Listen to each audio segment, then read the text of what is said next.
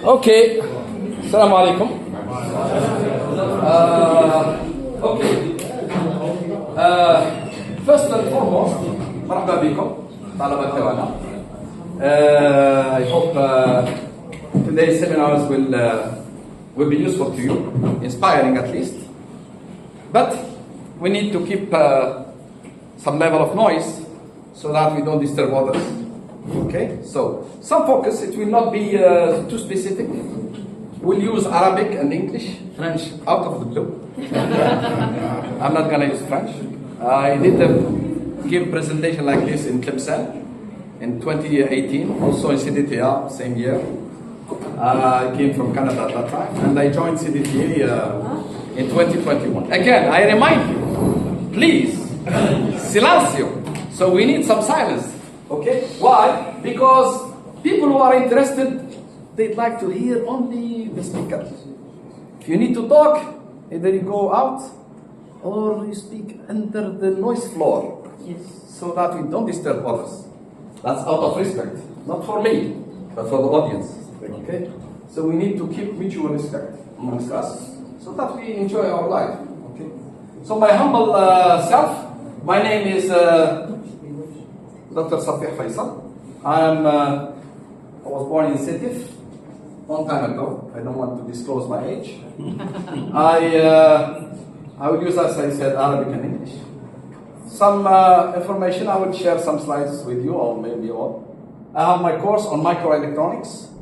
I gave at the United Arab Emirates University in 2017. All the course is in this link. And its lab in this link. The lab was not all, recorded, but the course is fully available there. And for the list or for the seminars I gave around the world, including my research, can be checked in this. Okay. So it's my pleasure to come to this nice university and present my seminar.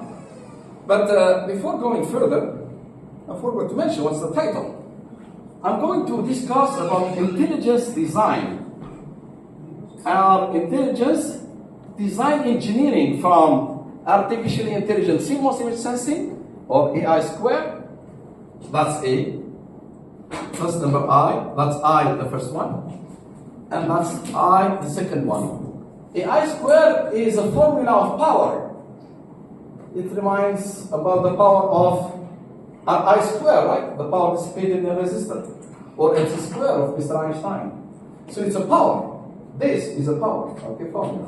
So trying to mimic.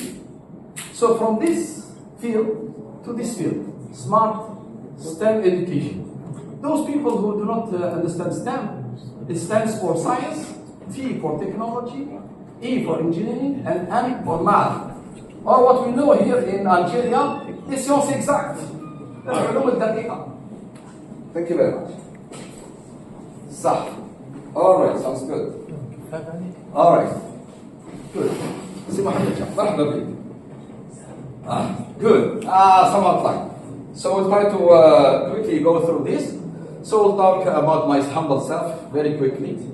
I'm here not to brag about myself. I will tell you what. The purpose of this seminar is to let you benefit from others' experience, from the experience of Muhammad, from the experience of my humble self, Faisal.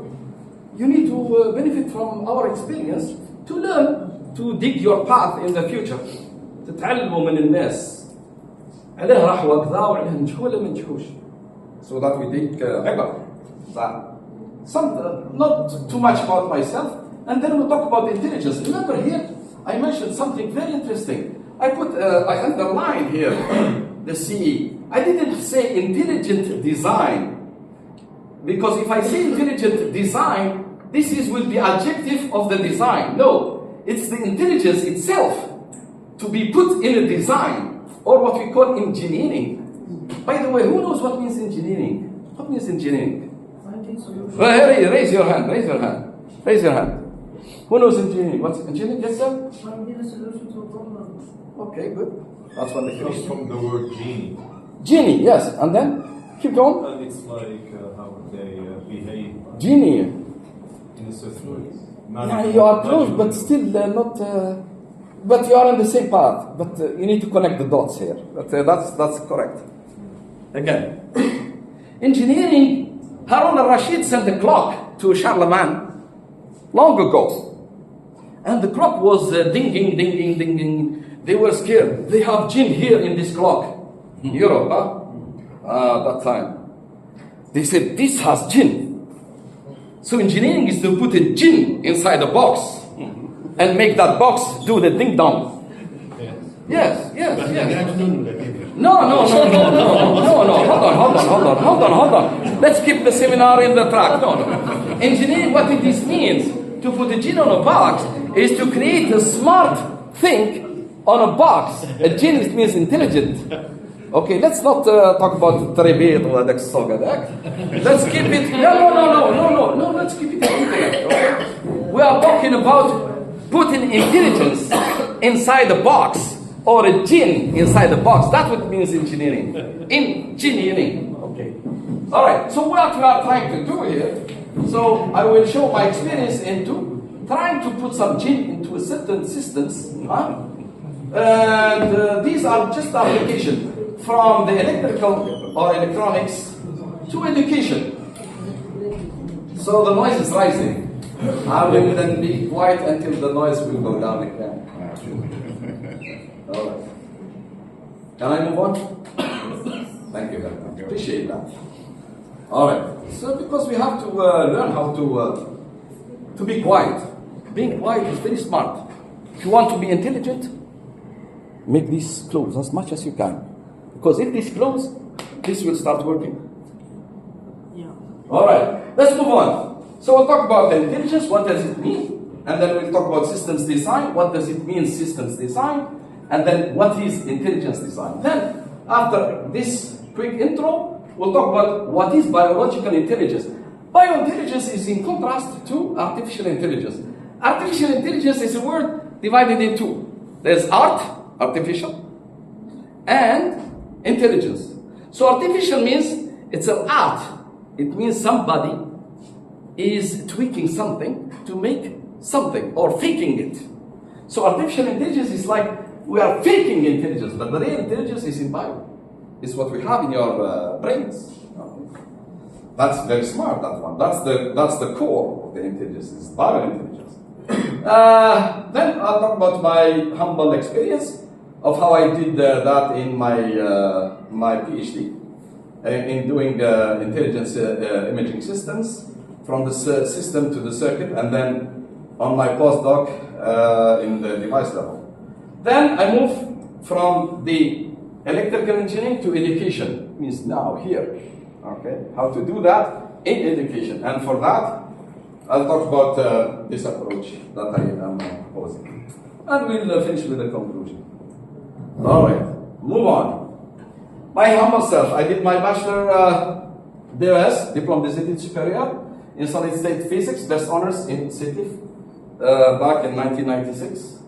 Then I moved on to Malaysia. I did my master's in digital implementation of neural network, University of Malaya, Kuala Lumpur, Malaysia in 1998.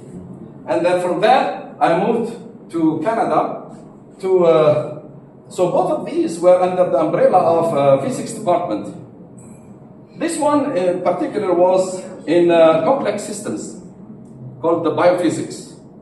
Okay? Although, because biophysics, believe it or not, has a lot to do with neural networks, but it needs another seminar.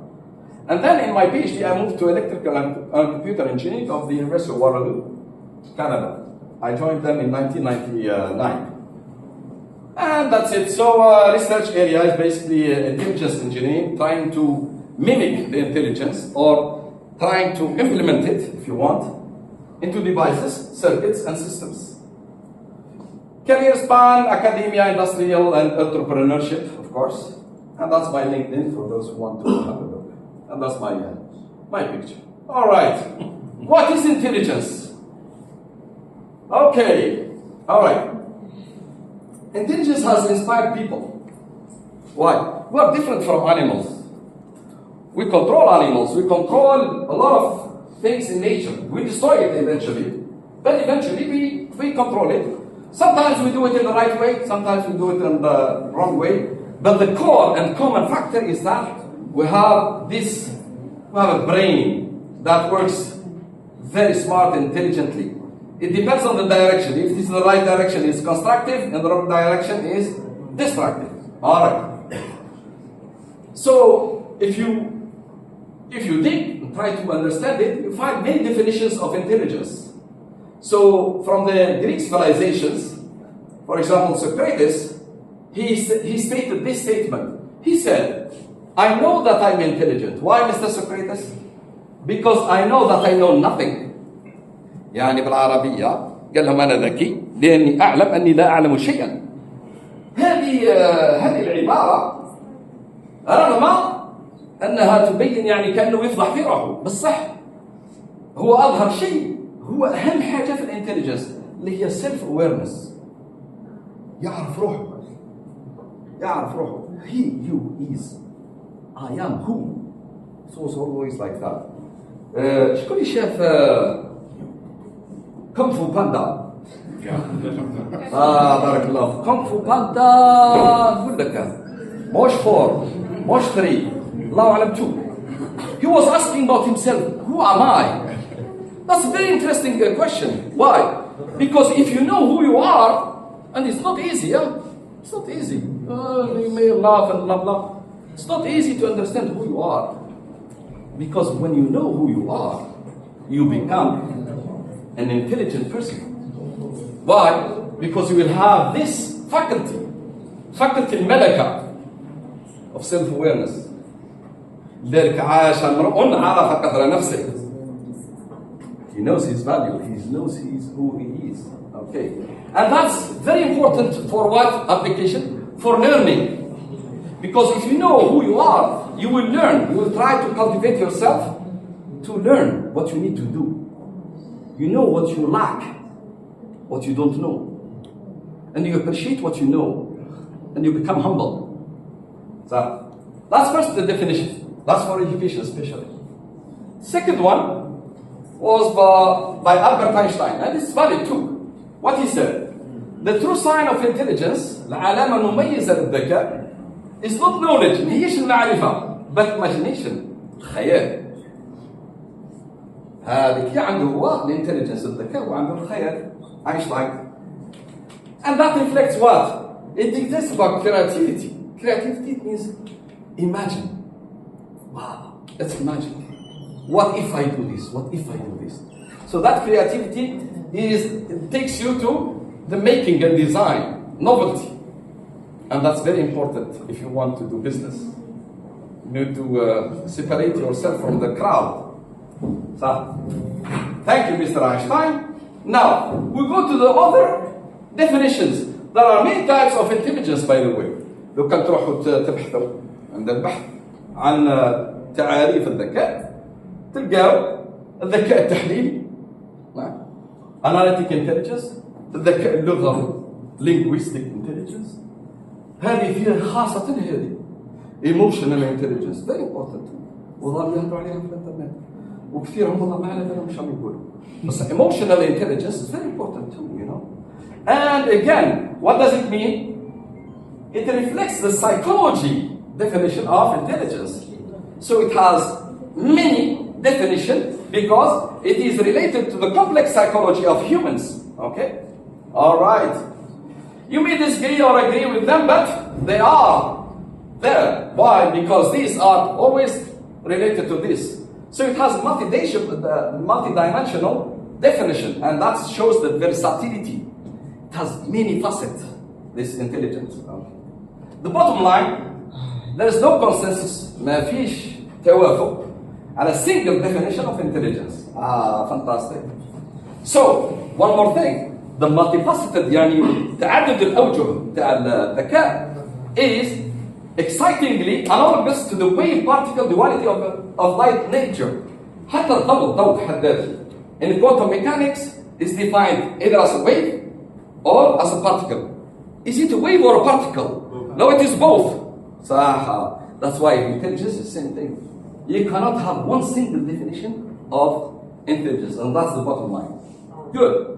Let's move on. All right. Now, we go to the next part. What is system design?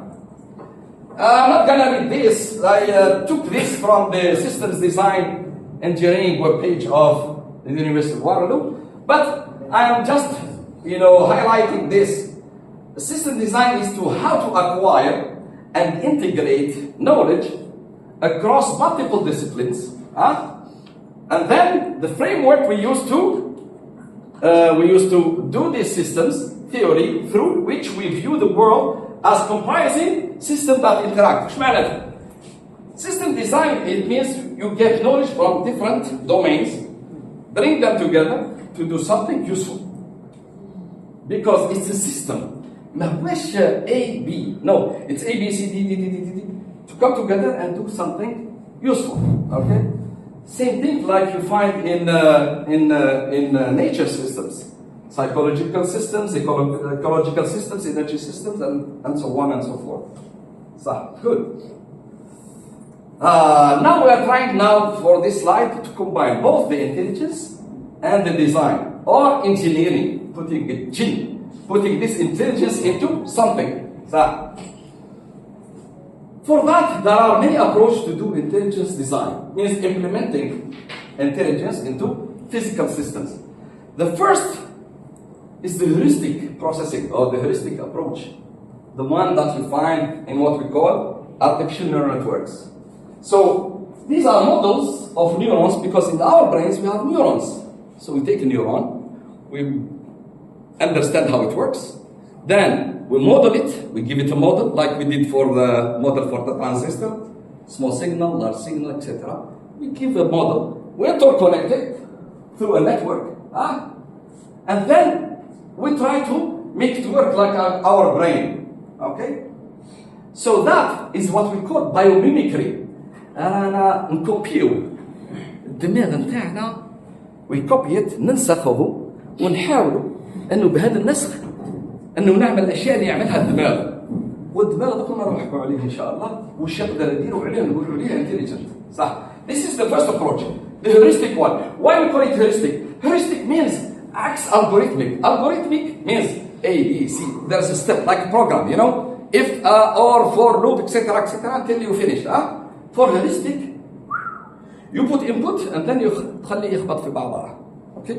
Then you get an output. How it gets that is what we call in physics energy relaxation. It relaxes, the system will relax into a local minima of energy, and that's basically the solution. It's an optimization that has no definitive path. It can go to the path from right to left, but we have absolutely no say of the trajectory, how it reaches that. So that's the first approach. That's what we find in LLMs and so on and so forth. And that's what I started doing in my master's, basically. So now functionality integration. If you look at the brain here, why we think that the brain is intelligent? Why? Because it has these functionalities. هذه العمليات يقدر يديرها. He can sense. Brain sees your sight, البصر, from the brain here, visual cortex, from the father. Same thing listening. Who listens? It doesn't listen to your feet. It's your brain that listens.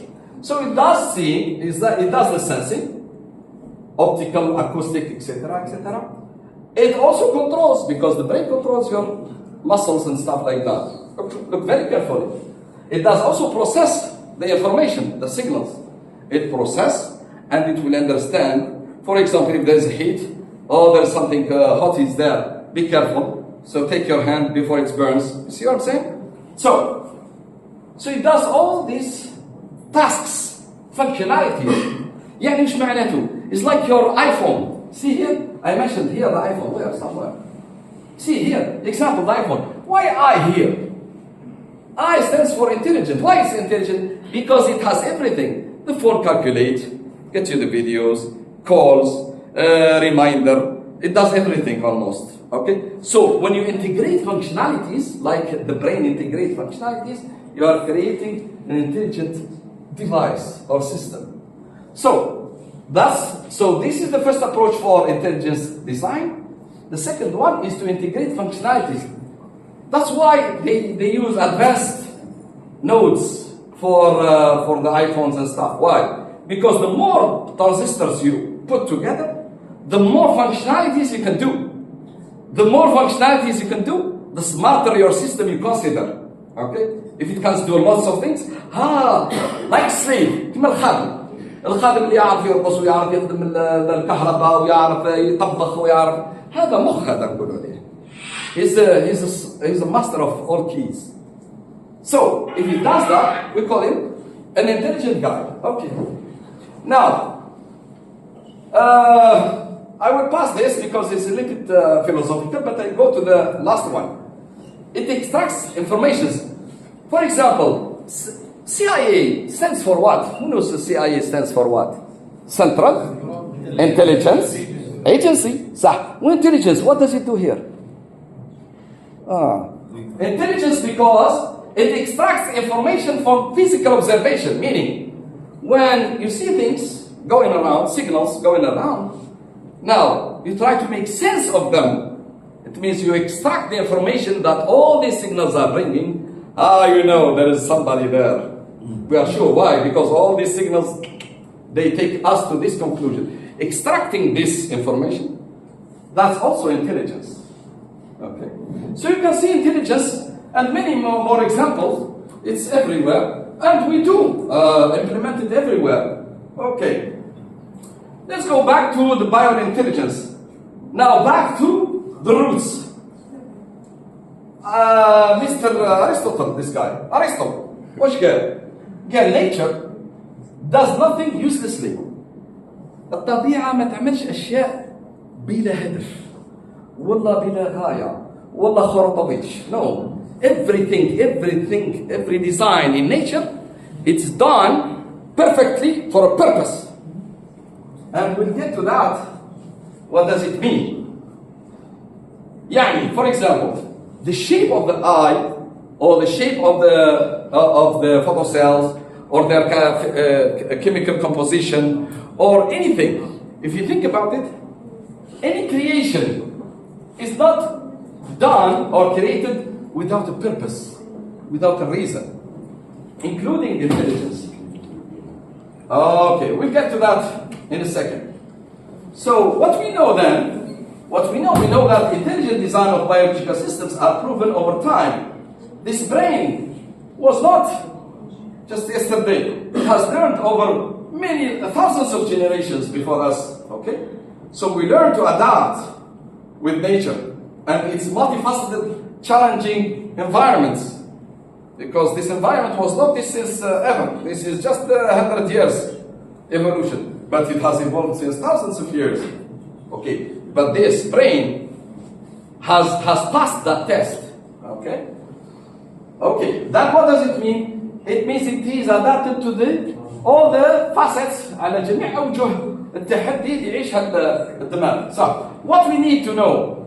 We need in engineering, for example in analog design, to face multifaceted challenges, problems of engineering design, in imaging, in analog design and stuff like that. We face challenges like power, speed, area. They conflict each other if you are a designer.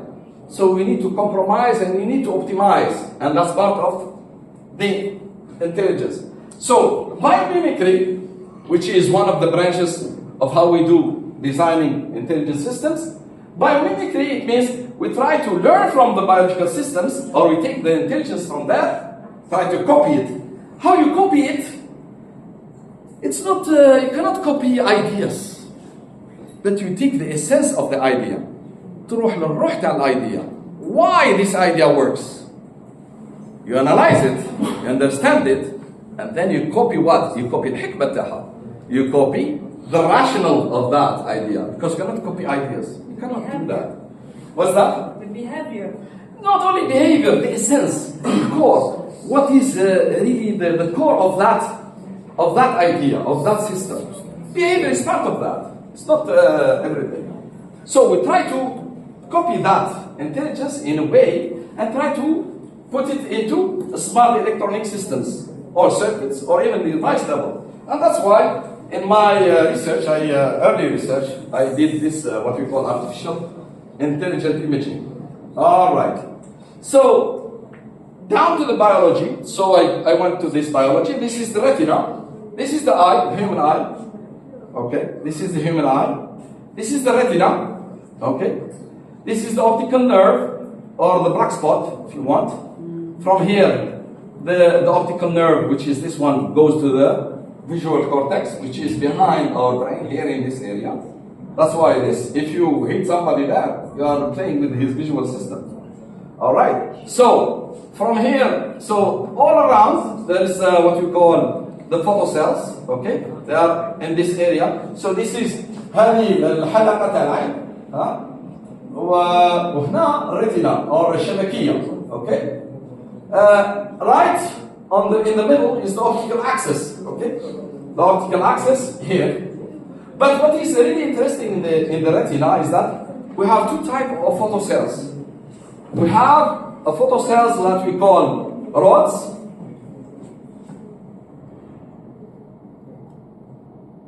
We have rods and cones. So, the photocells يعني الخلايا البصرية عندنا نوعين، عندنا المخارط وعندنا العصي. على شكلها، كاين اللي عندها شكل مخروطي وكاين اللي عندها شكل اسطواني. اسمها العصا. والعصا اللي من العصا. بنفهم. هكا هو. صح. The rods are the اسطوانية. They have certain distribution. هذه الديستريبيوشن بتاعها. لأن الأوبتيكال أكس.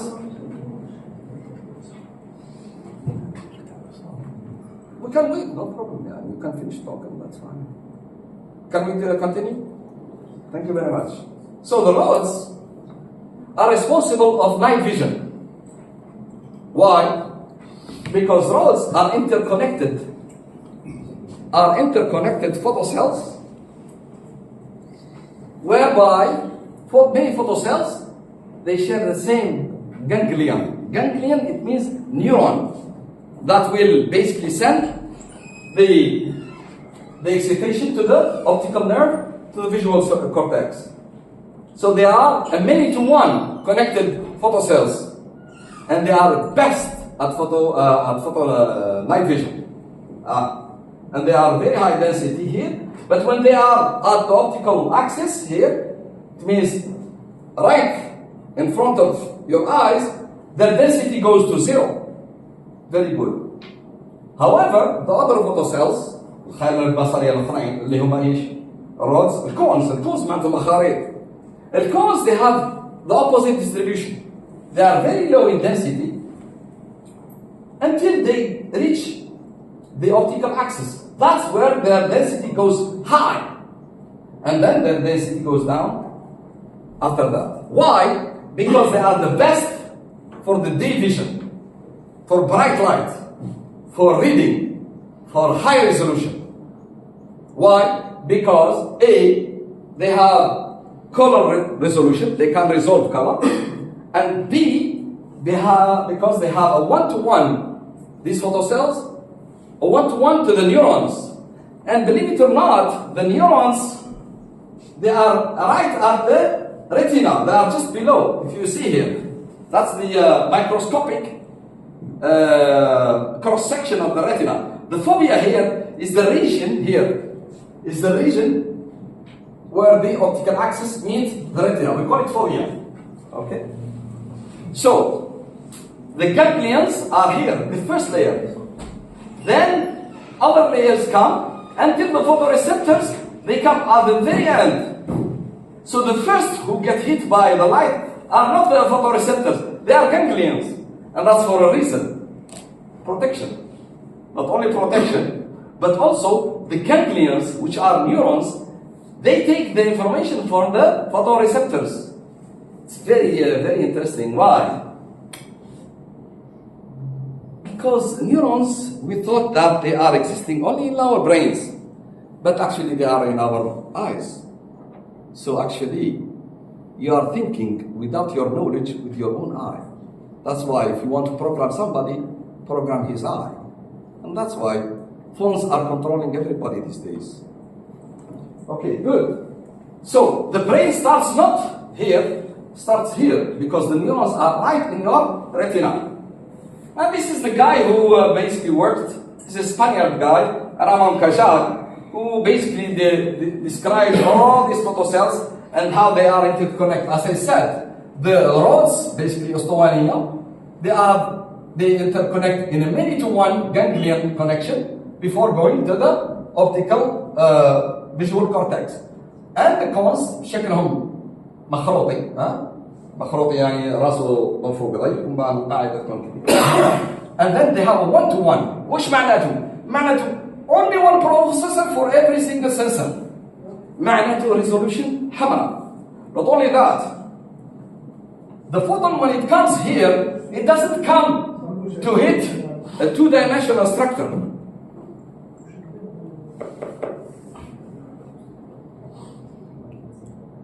It comes and hit a 3D structure. Okay? So it's a three-dimensional structure here. So it's not only it goes interact all along before creating an excitation to the neurons. That's very interesting, Allah. Anyways. So this is the anatomy of a CMOS image sensor.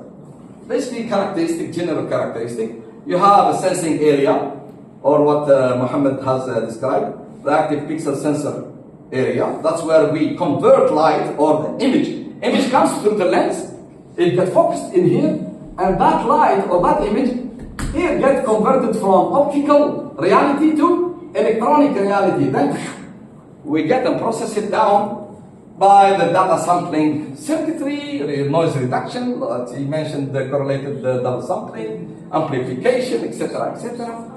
And then we digitize it here to the block of A to D converter, etc. I'm not gonna really waste your time because this is specialization. I don't want to. So now this because we have to give some definitions. Here is an array, masufa. So it has every single cell. We call it a picture cell. A picture cell. خلية الصورة هي pixel. Pixel is picture cell, pic, and cell for the picture. So every single one of these little squares in here, which what we call the megapixels. Mega means million, that's the only thing. But every single cell here, we call it a pixel or picture cell, but engineers are lazy. They don't like to use big words. Short, and boom, boom, boom, move on. So this is a pixel anatomy. What does it have? It has a micro lens. This is not for focusing light. This is to gather as much as possible light. To improve what we call fill factor. Means we need as much as light as we can to focus it to the photodiode. Photodiode is where we do the conversion, or what we create electron hell first, the conversion from the optical signal to the electrical signal. And then we collect it through the peripheral transistors. One transistor for reset, means cleaning. One transistor to amplify, that's why we call it active. It's a source follower basically. And one to release the information down to the column where we need to sample it. That's all. Very simple. Very simple. So this is basically the definition of image sensor. So now we tackle the problem. Now we know the biology. We have discussed it a little bit. We know the technology, CMOS imaging. We discussed it a little bit. And now, plan of attack. What we can do. Having got this, trying to implement intelligence of biology into this kind of electronic systems. So the first approach, we do this. We call it system level approach. And we will see why we call it this way. At the beginning, I didn't call it that way. Until I finished, I said, oh, that's the system. Okay, put system. And then the other one is circuit. Then put circuit. And the device, I did it later in a postdoc. Long time after I finished my PhD. So in the system level, what we did, we basically played with architecture. We tried to change the architecture of the imaging and in the physical design, basically we need to compromise it or change it a little bit. We change also the way we scan. So these factors are the factors that we need to change in the classical CMOS imager so that we can create an intelligent system, an intelligent image sensor, or what we call, vulgarly, if you want, a smart CMOS image sensor. They don't call it intelligent, they call it smart CMOS image. And basically there's these definitions of smart and intelligent are quite different. And it can impress you in a way, but that's not our topic. So, when we change these, the architecture, how we sample and how we scan, we created what we call foveated dynamic range.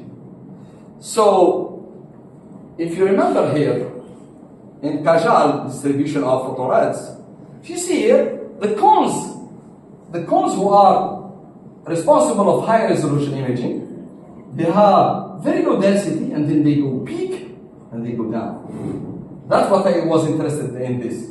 Why I was interested in this? Because I was looking like imager, camera. Always when you buy a camera or phone, you need high resolution. Why? I need to see the details. When I zoom, I need to see things. That's why foveated, it was associated to the distribution of cones because they are interesting in daylight vision. Roads, by the way, their application, if you are astronomers or work in astronomy, if you are observing stars at night, you never watch the star head-on like that. If a star is here, you don't watch it like this. You turn your face like this, and you watch it with an angle. Why? Because you need that light to hit the areas where the rods are, because they are very sensitive to the low light. Okay? You can see low light with them. But with these, with cones, you can't. That's why in astronomy you don't see stars head-on. Unless you use electronic imaging systems, and that's a different story. That's fantastic. The second approach, before we get there, I have to go now very quickly because it's details. The second approach is the circuit level. In the circuit level, what I do, or what I did basically, I kept the architecture the same, but I changed the active pixel sensor to make it a multi-resolution sensor using charge sharing concept, and try to see the results of that. And the last, not the least, is the device itself. What's the device in the active pixel sensor? Is the photodiode. If you see here, there's a problem here. Photodiode, you can see, we call it planar, يعني سطحية, two-dimensional structure, X, Y, you can't set here. يعني the depletion region between the N and the P is a 2D structure, and when the photon comes and hit it, if it's created the electron hole pairs in the depletion region, as soon as they create the electric field in the depletion region, separate them, and that's exactly the key. But that depletion region, remember, is in the micron. That means the chances of creating the electron hole pairs there is small. And with that, the signal that you can collect is small. We call this quantum efficiency. And remember this, because we'll talk about that in the last segment. I'm not gonna really go deep with this very, very quickly because it needs specialization anyways. So here, I'm talking about time domain, because pixel, what does it do? It does integrate light over a span of time. You need some time? Because like what? بنعرفوها احنا وشنو الكاميرا تمطر المطر وعندك بودن مصفوفه تاع بودن اوكي والمطر هي الصوره نتاعك جايه فوتونات اوكي صح دوك المطر هاي نازله نفرضوا الصوره هي مطر اوكي كل نقطه في الصوره سواء نقطه صغيره فيها سواد ولا بيضه بزاف معمره بالمطر تنزل على باكت على هذا البيدون صح you wait some time until you collect البدن يتعمر كي يتعمر تحبس ومن بعد تقعد تحسب واحد هذا البيدون فيه كذا كذا كذا وبعد تقعد ترقم بيدون كذا كذا وانت تكتب تعمر في الصوره تاعك هذه البيكسل هذه فيها كذا فيها مثلا يطرا وهذه فيها يطرتين وهذه فيها ثلاثه when you do that you create a picture Okay, that's how it works. That's the concept. So you need what we call integration time. Integration time هو ذاك الوقت اللي قاعد تستنى فيه ليتعمروا البدن. يسموه integration time. يعني الانتجريشن تكامل، اخي شفتوا تكامل. هذاك هو التكامل، يعني تستناه تقعد تحسب له. تستنى وقت يتعمر. صح. Integration time, when you multiply by the incident light power or intensity, you get what we call exposure. So, the optical domain, the optical dynamic range, the dynamic range also is another concept, the specialized. Dynamic range is the capability of the imager to see bright side or dark side. مثلا when you take a picture in a sunny way, in a sunny day, مثلا you are on the beach, sun is there, or there is a tree there, and you're not trying to take pictures. If you take both places, dark place and the bright place, if you have a bad or lousy camera, one of them will be sacrificed. Either you see the bright spot very well, or the dark very well. But you see both of them very well, that means your camera is fantastic. يعني عندها dynamic range huge. You can see both. And that's not easy. That's not easy. You can do it either through hardware, or you can do it through software by collecting many pictures and then integrating them. And that's basically what this technique is about. So I'm not going to go very deep in this, because again, it's a little bit specific. So the second thing I did, the classical imager, you go row by row, scan. You take this row, dump, read, out. Second row, this is what we call raster scan. This was the scan of the TV, the old TVs, that was used. It was used also in the cameras. They said the same technology, display or scanning, the same thing, collecting or display, same thing. But what they said, okay, why do I have to have the same thing? Why not changing? That's why intelligence is about the imagination. So instead of scanning row by row, I decided to scan ring by ring, getting one ring of pixels, dump it in a separate whole circuit here, and then read it. So basically ring by ring in a 2D fashion way. This is a linear fashion way. This one is 2D fashion way. It has implications. You can see that later on. Alright, this is a layout, cadence layout, okay, of these pixels, okay, and you can see the buses here, oblique buses going there, basically collecting the data from every single pixel down, and this is the typical one of these sensors in a blown wave. The photodiode, PD means photodiode. This is the bus, this is the transistors, and this is schematic, and then this is the reality. I have this physically, I forgot to bring it today. I'm sure it will be broken by the hands. Maybe next time, inshallah.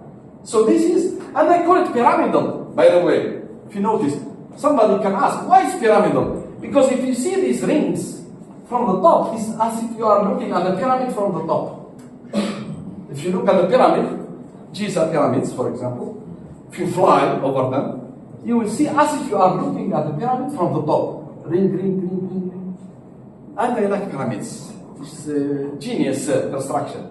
And here basically are the separate hole banks. Buluk, a separate hole. Okay, and here are the decoders to buffer out the output signals.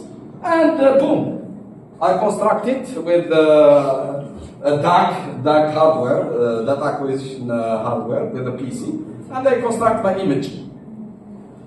So this is scanning. I change also scanning. In the classical scanning here, the scan starts with first row, and then goes second row, and blah blah, tak tak tak tak, and then repeat the first row. Why? Because this way guarantees the raster scan guarantees that every single pixel has the same integration time. Okay, great. This is now what we have in the pyramidal image sensor. We have also ring by ring, so this is part of one ring, this is second ring, and third, etc., etc. But then I suggested to bounce the scan. Why? Because I don't want to have the same integration time for all of them. I'll get into the why in a second. But then basically when I finish the scan, at the end I bounce back and then bounce back again. So the scan is like this. It's basically you are opening the eye and closing. Scanning in, scanning out, scanning in, scanning out. When you do that, what will happen? You will see that in the next few slides. This is mathematics, I'm not gonna say anything. So basically the integration time that you will have, if you take the rings, by the way, I use the same number of rings, same pixels, 32, 32, okay, 64 altogether. So 32 rings. So this is the integration time for one scan. The blue is for the output scan.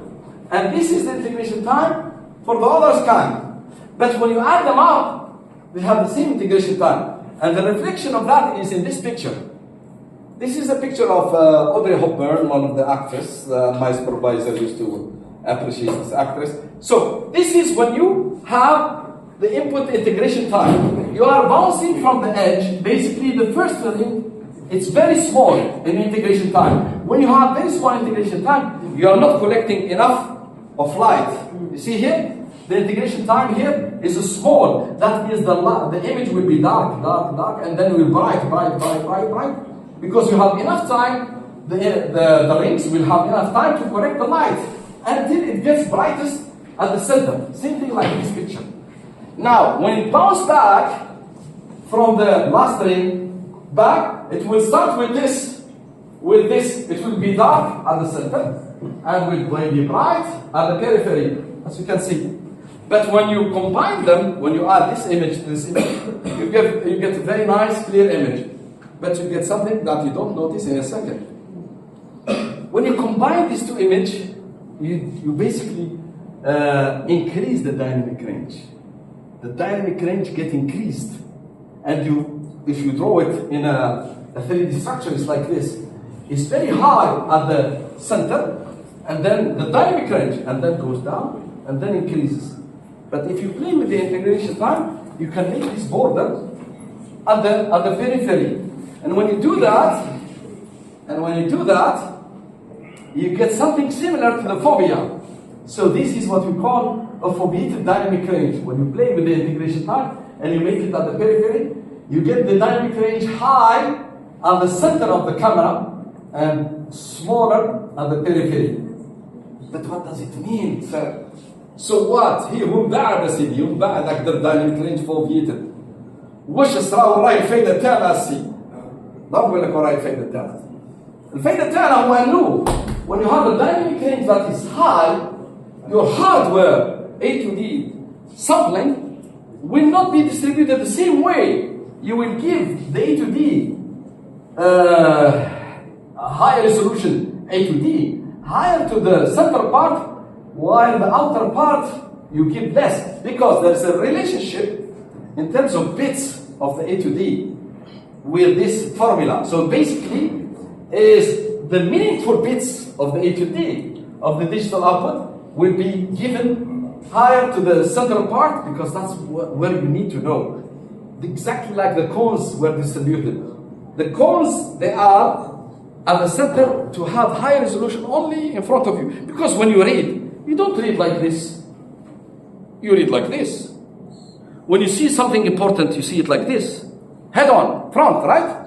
That's exactly. You need to give your resources, either high dynamic range or A to D, only to the center part. The periphery, goodbye. They give you some and then left eight. That's how it works. So that's why. This is give us a good management way of how we distribute the A to D sampling. All right. And this is some of the pictures to see the impact of that. And fortunately, there were some mistakes in the fabrication. That's not a big deal. But we observed something very interesting too with this architecture. The noise, because electronic systems, they have all noise, especially if they have analog part. And CMOS image sensors, they are analog and digital. They are both, they're mixed signal. If you look at the standard imager, their noise is basically only vertical. You see strips in here. So if you convert that to Fourier, you see that it has a very high component at the x-axis. But when you take the pyramidal imager and you check its noise, or what we call fixed pattern noise, you see that, interestingly, because here the columns were vertical, here the columns are oblique. So the noise will be distributed on the oblique axis more than the horizontal and vertical. And that's very interesting. Why? I'll tell you in a second. In nature, if you take the natural scenes, a group of researchers, they took 500 natural scenes, يعني صور طبيعية, and then make fully transform. They found this interesting distribution. They found that the high density of the spectrum are on the cardinals. Cardinals, it's associated with Christianity, cardinals. But cardinals means the horizontal and vertical. So it has higher bandwidth on the horizontal axis and vertical axis. But also in the human eye, believe it or not, we have also the sensitivity of the eye is very low on the cardinals. On the cardinals, 45 degrees and the 135. Means low sensitivity here and low sensitivity here. Why? Because the band gap here of the noise is smaller. That's why they need to see this higher and this higher. But here, you don't need sensitivity high because the natural scenes, they are not mainly here. They are mainly on this and this. We are talking about spatial frequency, not sound frequency. Okay? Because we are talking about images. And that's what we call the oblique effect. Okay, very interesting. Very, very interesting. So, our sensitivity, human eye sensitivity, is high on the 0 axis or the 90 degrees axis. Smaller on the other. Just remember now the noise that we just studied before of the pyramidal imager. Oh no, not this one. Yeah, so that means the noise of the pyramidal image sensor, this noise will be less perceived because the pyramidal imager, its noise mainly is on the oblique axis. So this noise will not be seen. This axis also noise will not be seen. That means the noise of the system itself is inherently unperceived. And if I don't see it, it doesn't exist. So the design itself, the way when you change the architecture, you can hide its limitations. That's why architecture is very important. It's a very smart thing to do. So changing the way how you sample the image will change things with it. And it can trick the human visual system, or what we call HVS, to not perceive this noise, because you are distributing the noise on the axis where you don't see them much, on the 45 and 135. This axis and this axis. Which shows that architecture plays a role. Now the second approach is spatial domain. I'm going to skip this because it will take too much, but in a nutshell what it is. So here we have the pixels matrix. We have the sample and hold banks, and here we have decoders, multi-resolution decoders. Means I can select pixels to share their own charges, and then sample only one from them. Okay, and then read that out. Why we do that? Because of the following. So this is the schematic of that. So basically we have a photodiode. Where is it? Here. We have the shutter transistor. We have a capacitor, MOS capacitor, and we have the charge sharing network. Okay, and we have a common select. This is a Gillen's one. So here the trick is the following. The trick is we want to store the charge of the photodiode in a capacitor and then share this charge with the neighborhood. Why? Because when you sample, you don't want to, when you take pictures, not all parts of the image is at the same level of interest, or what we call ROI, region of interest. You're only interested in places in the image where you need high resolution. The rest, give a low. Why you do that? Because when you are, for example, when you have a limited bandwidth to communicate, remote sensing or remote imaging, or you have no power, you cannot read all the pixels at the same level. Some pixels they need to share. Goodbye. But places of interest, region of interest, ROIs, you need the highest precision. Those you don't want to share their charges. You need only to seek 1 pixel at a time. So this is an implementation of that. It was not patented, but it was referred by patent. So somebody took my idea here in the SPI conference and patented. Thank you very much for referring me. Thanks so much. So we used that conference. So here it shows, although here, as you can see, these pictures of Einstein, for you it seems it's the same. No, it's not the same. Why? Because at the end of the day, it's about the data that you transmit this and this and this and this. They are not the same. For example, see, because you are only interested on his mustache and his eyes, that's where the resolution is high. Especially mustache, it needs high resolution because very granular, very. You see his mustache. His mustache is clear, you see. But the periphery is low resolution. Not only that. Also, for example, when you average vertical or average horizontal, it's not the same. Here, for example, when I average vertical, see, average vertical means because here the information of the image is mainly in the vertical direction. When I average, the image was not destroyed too much. But when I did the average through a kernel that is horizontal, I destroyed it. Means sometimes when you do the averaging, you don't lose too much of information because it depends on what you are averaging, and so on and so forth. So the bottom line of this, meaning multi-resolution imaging or multi-resolution sampling, it depends on the content of the image and how you take it. And you benefit what? You benefit the amount of data that you transmit. Again, when you have areas of or application, and there are many, when you need to only take the minimum data possible, but with maximum information, then you need these kind of techniques because you need few data with maximum information, and that's very needed for certain applications. All right, bye-bye. Now we get to the last part of. Now we go back to the CMOS. Here, basically, I don't want to repeat what my dear friend Mohammed was trying to explain, but here is just one thing I want to take you to. In the early implementation or design or fabrication, basically our transistor was planar, okay? Was mainly planar. Where is that? In the early 2000s, before even the 60s and move on forward. It was basically a planar transistor, subtle, 2D.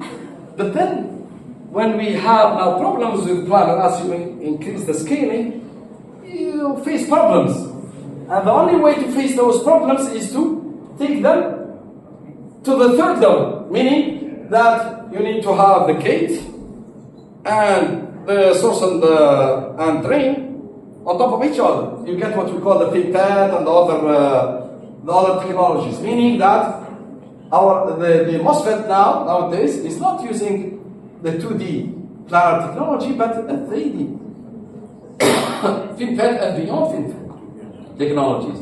Why? Because the real state of the silicon becomes hard to play with.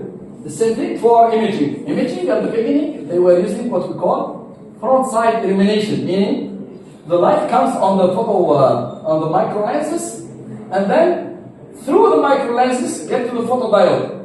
This is the photodiode. But then, because we are shrinking, because we need many pixels, because we are shrinking them down, the light that goes to the photodiode becomes smaller and smaller and smaller. And then the quality of the image becomes bad and bad and bad. So the only idea to save ourselves is to take this light from coming to the front of the circuit, integrated circuit, to make it on the back. So basically now, the light will not come through the circuit, will come to the back of the circuit. In other words, this will be implemented on a wafer, and this will be on a different wafer.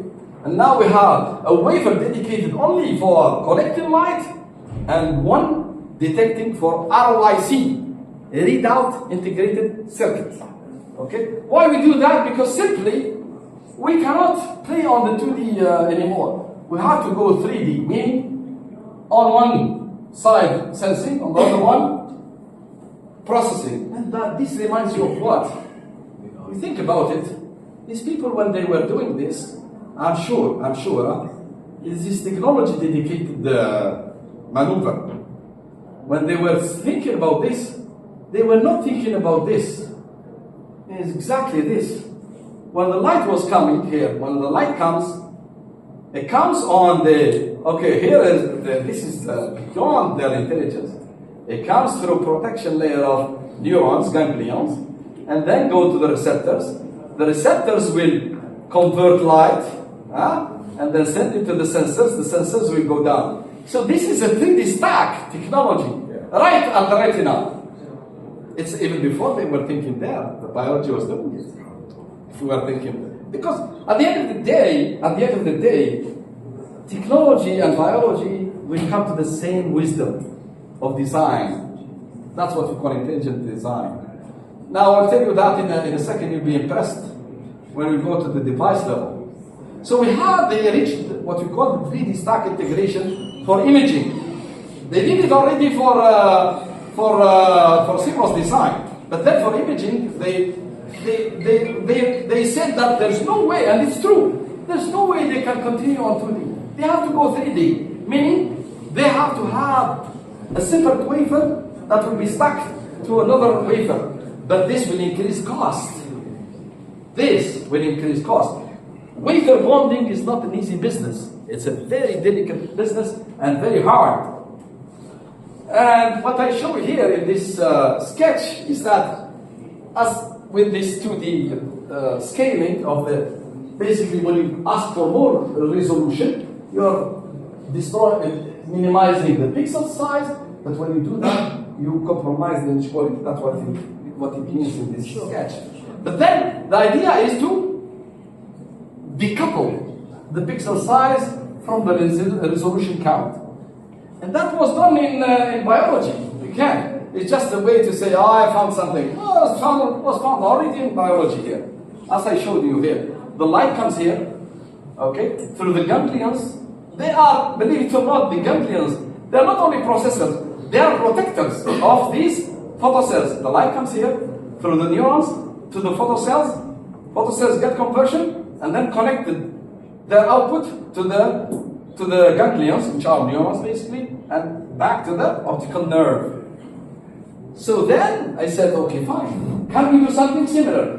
I said, okay, fine. In this case, if I want to do the same picture size, because here the processor, if you take the processor as the ganglion, and this as the photodiode, then my photodiode, instead of leaving it high, so let's make it a high rise, basically a batima. So in that case, when you do that, you get very nice opportunity to increase your sensitivity, the optical sensitivity. Why?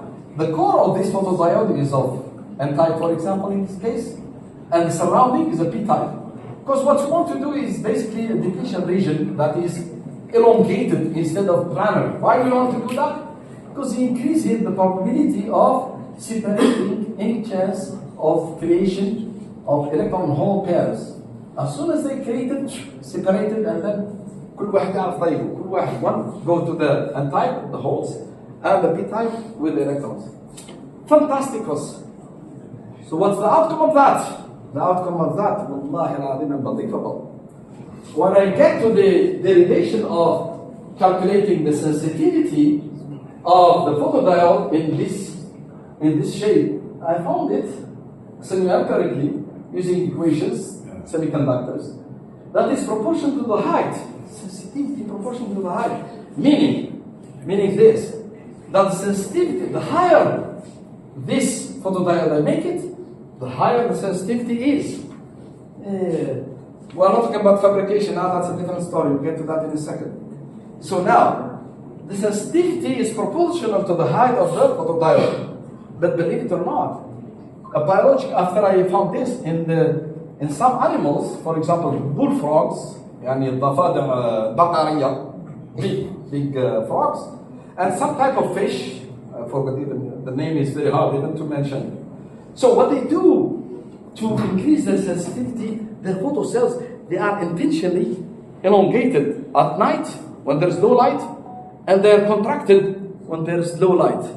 It's not this, the iris, you know, الحدقة لما تشوفوا الضوء. Okay, لما تشوفوا القط، احنا نلعبوا مع القطط بالصيف.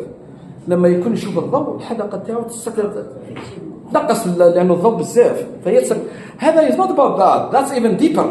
Even at the retina of photocells, what they do photocells itself elongate when there is no light or little light. Why? To amplify the signal, because I need to increase the sensitivity. Okay, and when there is too much of light, I don't need to be sensitive. I have enough photons, so contract. What is really interesting انه كيف تلاقى السيليكون مع بيولوجي. Why the silicon said the same thing as the biology. Here also in the silicon says sensitivity is proportional to the height. والبيولوجي same thing. لأن ربهم واحد. That's true. ربهم زوجة. هي ربهم واحد. اللي خلقهم واحد. تربح. هاي. السلام عليكم. Okay, that's good. That's good. All right. Now, the application of these photo devices. The application of these photo by the way, there is problem fabrication of those. To create an elongated photodiode into a standard CMOS, it's not an easy task. I haven't solved that problem. It's a future problem. But if we do that, we can create this. We can create, this is patented, my first patent, this I did. I call it sensor busting CMOS imaging. Why? Because we can basically with that make photo rolls on top of the imager to collect the energy, convert it, and then power the silicon, the ROIC underneath, and the photodiode down there that are in the second layer, they are for sensing the light. Meaning this camera is basically batteryless. It uses the light not only to collect the information picture, but also to power itself. So throw it and forget it. So this is a dream. Hopefully, inshallah, will come true. Who knows? The application of that also can be for biomedical wireless endoscopic imaging. These are camera pits you swallow. They have what he mentioned before: RF circuitry, image sensing, RF for collective power, communication as well. You name it. Okay. This is a capsule that will picture basically the GI, gastrointestinal tube, from the top until the bottom. Why? Because some people, they have disease inside their intestine that the endoscope cannot see, but this will see everything. Okay, it has a lot of benefits, very high price, very costly, but also other challenges. But this is a very advanced imaging technology. For camera phones and stuff like that, this is also important. For automotive imaging, for example, at light, you need to have high sensitivity devices and stuff like that, high dynamic range, etc. So again, it's an idea that it has its merits and limitations. So I'm not gonna really spend too much about that. There's whatever. Now we come to the last part of this seminar, which is education. والله احنا حيرين في هذا الوقت مع الطلبة to engage them.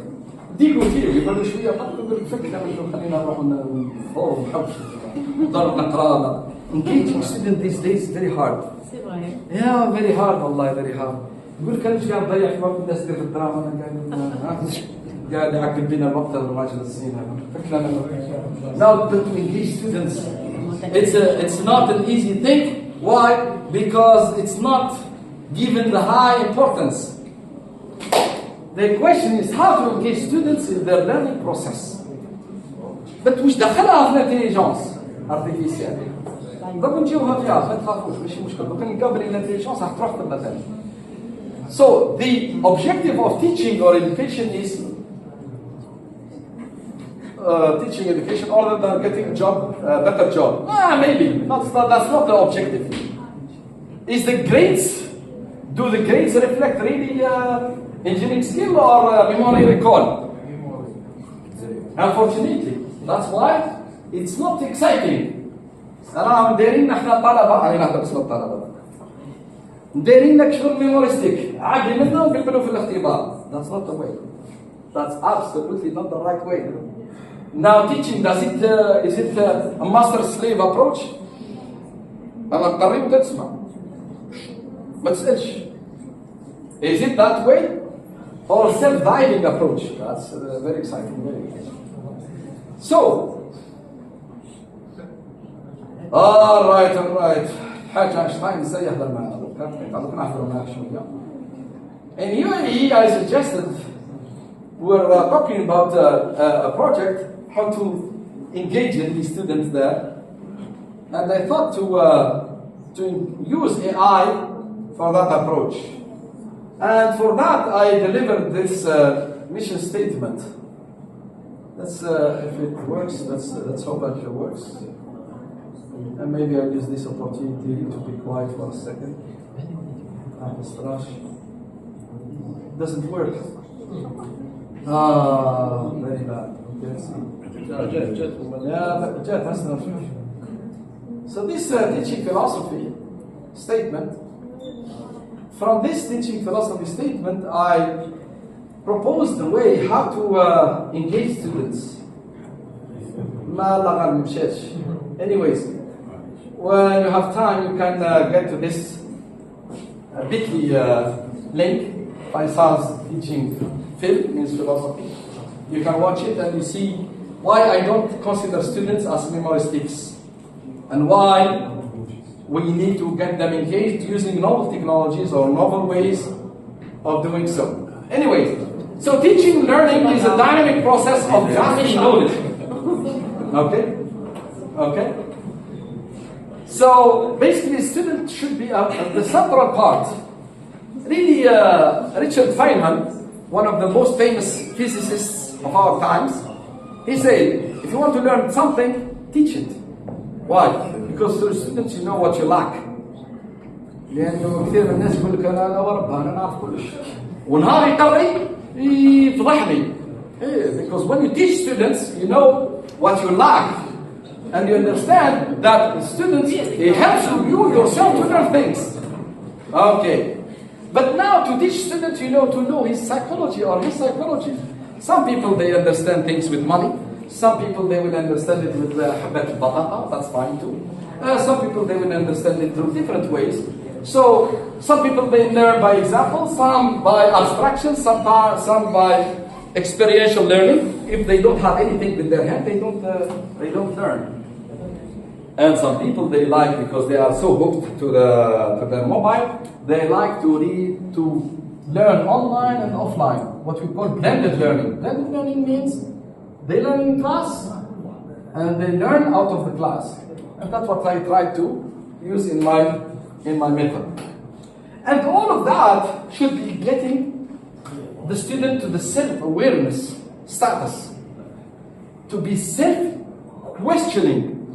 If you see here the words questioning, I divide it into two: quest and yawning here. Quest means what? Quest معناته بالإنجليزية معناته البحث. يفهم مش كيف قصته هذا. Why did he understand this? And why this is working like that? And why is so? You cannot quest without questioning. You need to ask questions to quest. So always ask questions. There is no stupid question, like my colleague Muhammad mentioned. Always ask.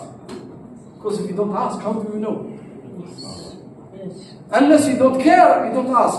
That's why you see students are at the back of the class. يحبوا في الكراسة تاعهم. لا نسأل لا أسأل. السلام عليكم. Because they are not engaged. But if they are engaged, they will ask. وش راك تخلط علينا أستاذ؟ سميك ليش تخلط علينا؟ أنا ما بقدر. That's why they ask questions. The students who are interested. But those who are not interested, they don't ask. Now the instructor need to ask himself or herself why.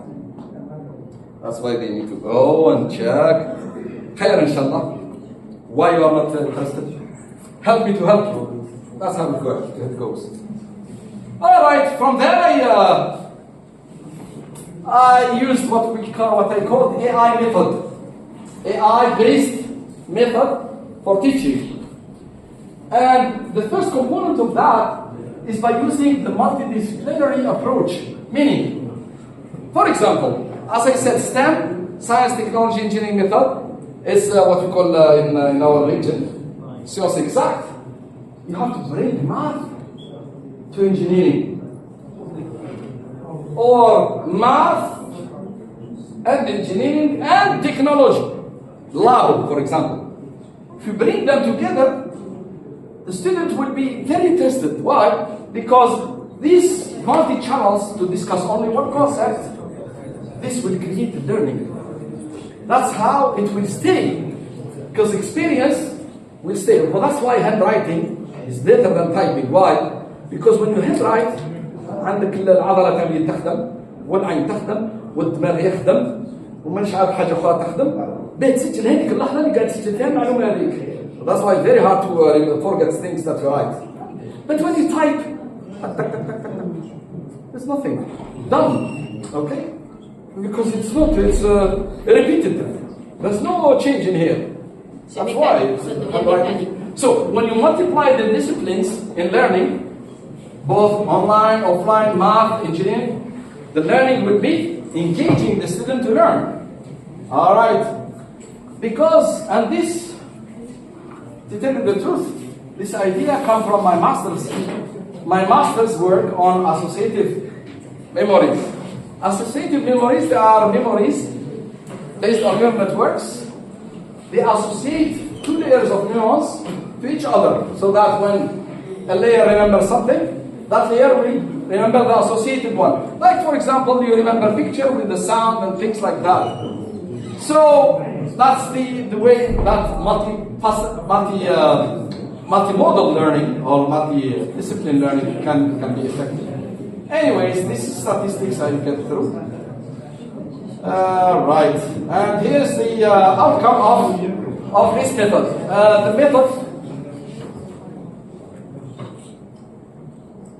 The method was published at the American Society for Engineering Education, in which I'm a member, in 2017, in Columbus, Ohio. And the course that I was teaching, it's the feedback was excellent. For example, he said, this student, I don't know him or she, the only class we don't feel sleepy. يعني the only class that we ما نرقدوش يعني that is not directly. So the approach of smart learning. Why? And by the way, this smart learning, as I said, I didn't mention one thing because I'm skipping to finish this seminar.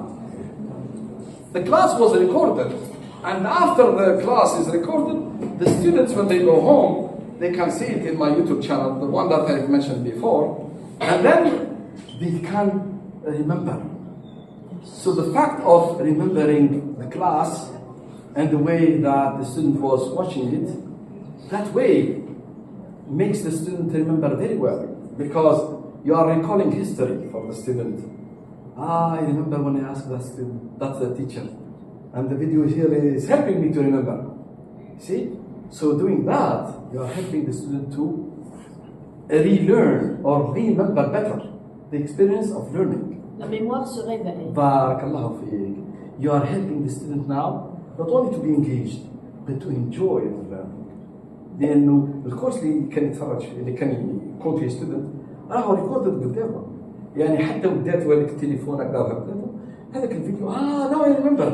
So you are catching back the attention of the student, but in a way that will enhance the learning. Now I remember this, I will never forget it. So that's exactly why it's important. And that's it. So the rest is basically what I said in verbal. It's written there, and that's it. So similar conclusion. Intelligence is pervasive. معناته موجودة في كل مكان. Ubiquitous in the universe at every level, namely biology and physical systems. This, if you are in physics, you understand the least action principle. Intelligence can be extracted from nature, like math, for example, into various technologies, from nanotechnology to Internet of Things. And this track can be very beneficial to boost fundamental science, etc., and advanced intelligent electronic systems. And that's it. Thank you very much.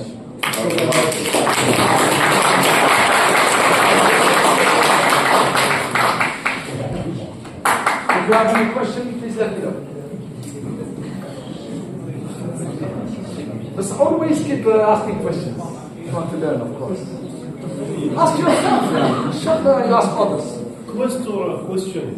والله شوف هي مقسومه في السوق بصح it depends which angle you take. You are always on the quest of something. I think Mr. Hassan Bey has it. No, he killed me. But From Beckham or I need to learn from Beckham or because there is, I think, 2 or 3 conferences inside this conference. You're Christian, not Back and front, and middle. Because again. About pedagogy and about your interest, your field. It's very, because it's a great problem, even in this country and also Everywhere. Yeah. Oh, no, if you watch that video, that when I mentioned my teaching philosophy, the teacher was excited because I was touching the thing. You touch our heart. Yeah. لأنه the way of teaching has to change. No, but the profile of our students change with time. They are more interested for practice, for touching. احنا بالحل تاعنا احنا نادابتيو معاهم.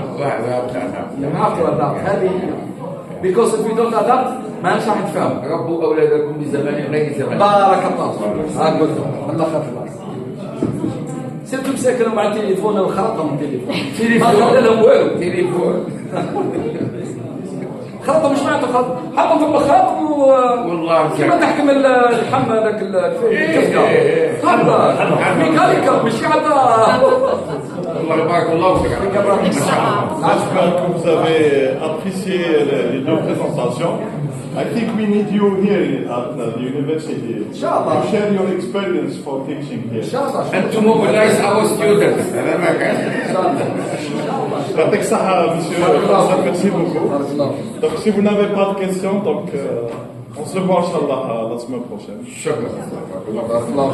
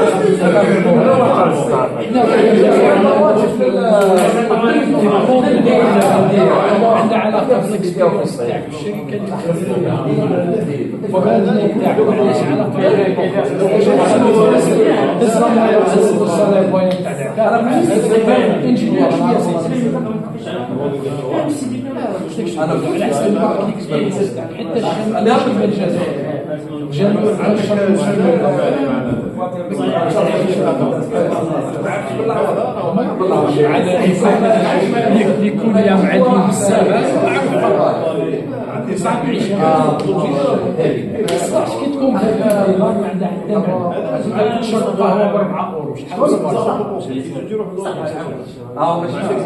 ممكن تدير شي وقت اجازه انا نقول لكم ديما حاجه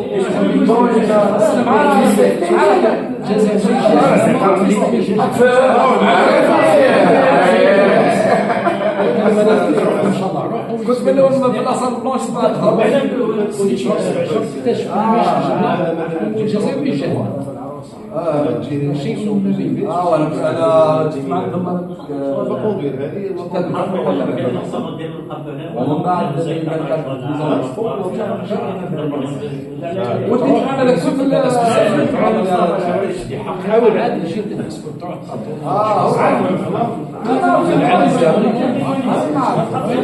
ما تستناش حاجه برك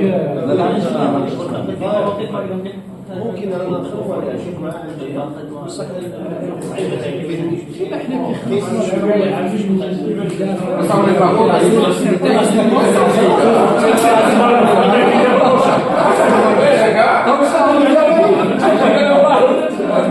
كيما غدوه يتبدلوا من واحده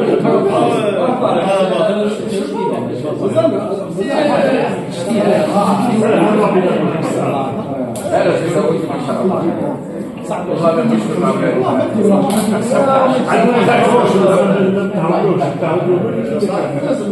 انا افضل الوضوء البلد والله تعرف روسيا تيبولوجي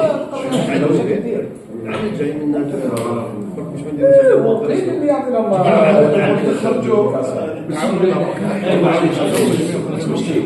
فقط الليل كما معايا يتوش بايك يقولوا له